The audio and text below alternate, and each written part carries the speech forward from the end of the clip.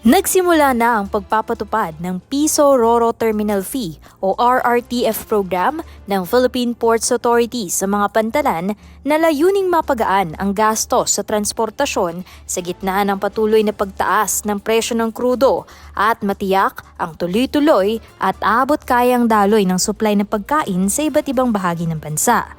Bahagi ito ng implementasyon ng Administrative Order No. 3, 2026 na nagtatakda ng piso na RRTF para sa mga Ro-Ro vehicles na nagdadala ng mga produktong agrikultural tulad ng gulay, prutas, bigas, mais, produktong pangisda at mga buhay na hayop at manok. Sa San Carlos Port sa Negros Occidental na may mga barkong bumabiyahe patungo sa Toledo, Cebu, may mga sasakyan na nakinabang sa nasabing programa ng PPA. Sa ilalim ng piso RRTF, sakop ang mga sasakyang kabilang sa Type 3 o yung mga light delivery trucks, vans at pickup trucks, gayon din ang mga Type 4 o heavy delivery trucks na siyang karaniwang ginagamit sa paghahatid ng mga produktong agrikultural mula probinsya patungo sa mga pamilihan.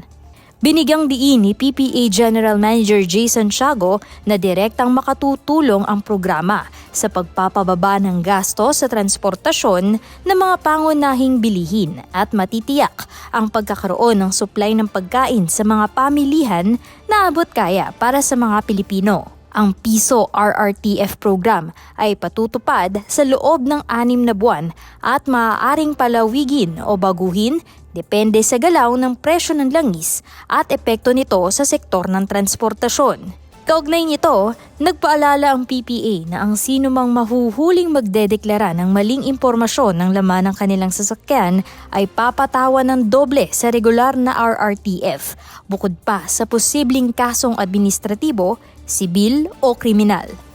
Jal Manalo para sa PPA TV.